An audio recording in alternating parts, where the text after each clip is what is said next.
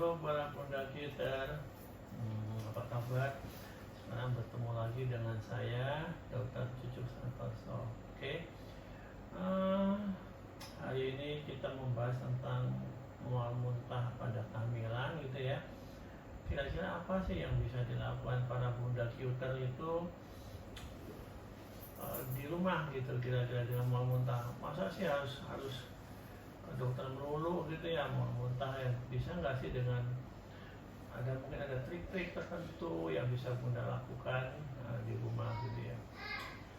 Seperti yang bunda tahu, jadi mual muntah pada kehamilan itu biasanya sih terjadinya sih awal-awal ya, trimester 1 gitu ya. Nanti kira-kira berakhirnya antara 12 sampai 16 minggu umur kehamilan. Tapi ada juga loh yang sampai hari mau melahirkan masih mual muntah, itu juga ada gitu ya. Mungkin karena terlalu sensitif, hormonnya memang tinggi gitu ya. Dia suka jadi mual muntah pada kehamilan gitu. Nah, ada yang bertanya begini, dok, saya itu pernah mencoba untuk minum jahe gitu ya. Jadi dia bikin air jahe, jadi jahe sama air hangat itu dia bikin sendiri di rumah. Kira-kira bisa nggak sih gitu ya? Sebetulnya sih boleh dicoba untuk air jahe itu, walaupun tidak terlalu banyak membantu ya. Tapi itu boleh aja sih. Yang paling aman ya untuk menghindari kimia-kimia ya mendingan ya kita ibu bisa buat sendiri di rumah ya, pakai teh jahe gitu ya kan ya. Jadi teh panas itu dikasih jahe ditumbuk gitu, mudah-mudahan tuh mungkin saya sedikit banyak membantu gitu ya. Terus gimana dok caranya dok? Strategi apa yang kita lakukan untuk paling tidak, kan kadang-kadang dikasih obat muntah kadang masih ada mualnya gitu ya. Jadi caranya itu ibu kalau makan jangan banyak-banyak, sedikit-sedikit aja tapi sering gitu. Misalnya dok saya makan 3 kali, kalau 3 kali mesti banyak, makan aja 8 kali sehari ya. Porsinya jangan banyak-banyak, dikit-dikit gitu. Jadi kalau banyak nanti muntah, langsung lambung, jangan muntah lagi gitu ya. Lalu pilih makanan yang tinggi serat, misalnya gitu, roti boleh gitu ya, bubur gandum boleh, pasta boleh ya, atau buah-buahan yang pisang gitu, itu bagus itu ya. Dan harus banyak makan sayur, kalau enggak nanti gimana dong ya. Soalnya banyak ibu-ibu hamil yang saya lihat itu ternyata dia malas makan sayur, nanti ujung-ujungnya susah BAB lagi, konstipasi ya enggak. Nah, lalu menghindari makanan-makanan yang mengandung lemak juga dihindari gitu ya. Makanan lemak atau makanan pedas, dok saya nggak bisa makan kalau nggak makan pedas.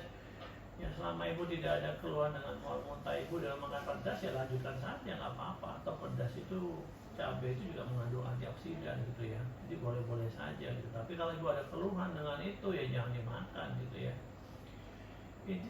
Intinya selama ibu tidak ada keluhan dengan makanan-makanan ibu makan, apapun boleh dimakan, nggak apa-apa. Cuma tentu porsinya harus diatur gitu, oke? Lalu kalau bisa menghindari minuman dingin dan bersoda itu lebih baik. Tapi kalau nggak bisa, minuman dingin aja boleh, tapi jangan manis gitu ya. Minuman dingin aja boleh, jangan manis. Kalau manis nanti waduh lagi bayinya gimana ya nggak. Nah, lalu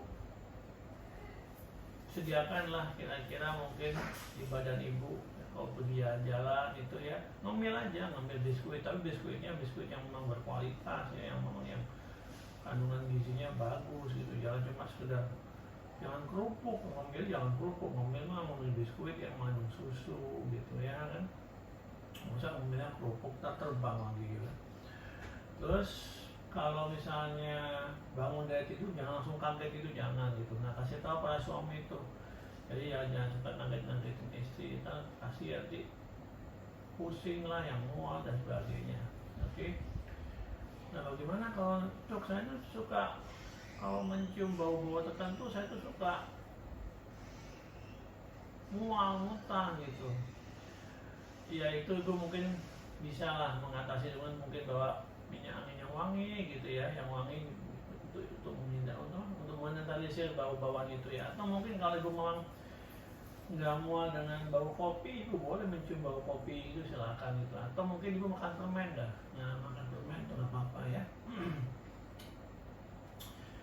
Anda nih saya tanya, ada juga nanya gini, dok, saya pernah berhasil dok di akupunktur atau akupressure itu ya.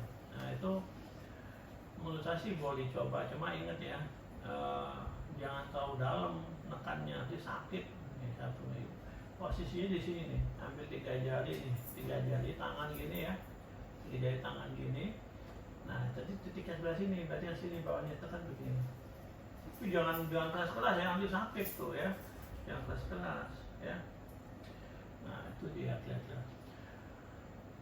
Kalau sudah itu semua ibu kerjakan, misalnya gitu ya, tapi tetap tidak memperbaiki keluhan ibu, ya mungkin memang ibu butuh obat-obatan gitu ya dari dokter. Mungkin jangan-jangan ibu juga butuh infus cairan supaya nggak kekurangan cairan pada kehamilan. Kan kasihan bayinya kalau sampai kekurangan cairannya, nggak sih? Nah, saya rasa itu dulu ya. Jadi saya cuma ngasih pendek-pendek aja supaya nggak bosen gitu ya, nggak ngabisin kuota ya kan. Oke, selamat pagi apa siang sekarang ya? Oh ya, selamat pagi, siang, sore dan malam. Bye.